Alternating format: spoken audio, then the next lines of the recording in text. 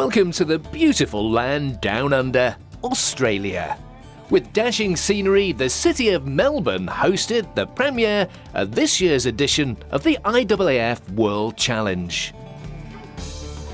Wallace Spearman settling into his blocks here for this 200 metres at the IAAF World Challenge meeting in Melbourne.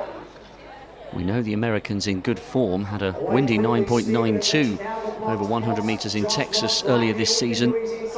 Trying to get on top here. An early outing this year over his favoured distance. Spearman now coming through. Howe for Australia's had a good run on the inside, but Wallace Spearman does take it. Good start to his campaign. It's a little early to open up for the 200, but it seemed like a great trip to come to Australia. It was my first time coming, so I was really excited. I couldn't pass the opportunity. Alana Boyd, the Australian record holder, going for 450 here in the women's pole vault. Good clearance. That's an excellent victory. Justin Gaiman has made the long trip here from America. He's got Tristan Thomas and Ian Dewhurst for company here in this 400-metre hurdles. Beautiful evening in Melbourne. We're not expecting lightning quick times. It is very early in the season. Such a powerful performer, Gaiman. Thomas on his inside is going very well indeed, putting the American under a little bit of pressure here. But Gaiman successfully negotiates the last hurdle, and that's a good early season win for him. Very strong athlete indeed. Now Japhet Korir, the recently crowned world cross-country champion, in very different icy conditions in Bydgoszcz in Poland. Looks over his shoulder, only Liam Adams for company, and the Australian is struggling to live with the pace here. Korir's got a best of 13.11 indoors last year, recovering well from injury. This is going to be outside 13.30, but he's showing his class here, the Kenyan, pulling away from Liam Adams, who's comfortable in second place. And the world cross-country champion is producing good form here on the track as well. Calvin Smith here in the men's 400 metres, a familiar name.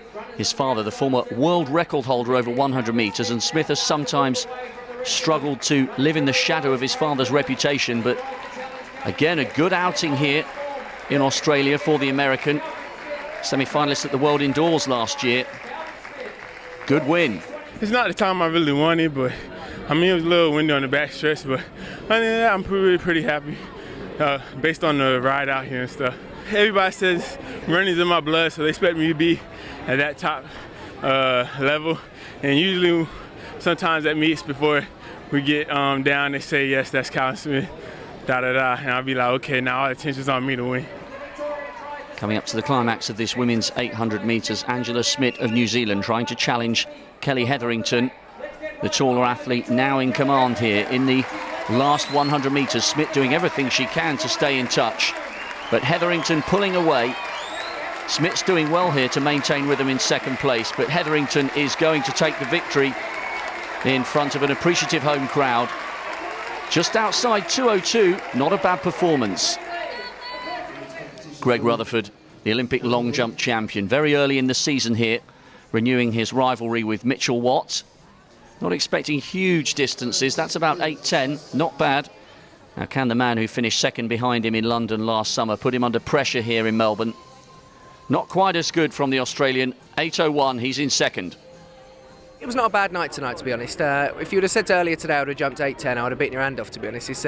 My body's been aching a little bit, and it's trying to remember how to do the long jump again. So it's getting there. And I tell you what, in this early in the year to jump like that, I'm really, really pleased, to be honest. It's something for me to now build on for the rest of the year, and hopefully I can get some really big distances out and actually seriously push into the 28 feet and above. That's the aim. A lot of things change when you become an Olympic champion, and it's things that you could never really expect and never prepare for. And all of a sudden you're sort of thrust into the limelight, and you've got to adapt. And I was lucky, I had a great team around me and a great set of people around me that really, really helped. So it got to the end of the year last year, and I thought, you know what, I've got to get back to training. So I disappeared off, went over to America, got some decent training done, got myself here, and here I am, sort of thing. So it looks as if I haven't forgotten too much, but hopefully I can build on it again.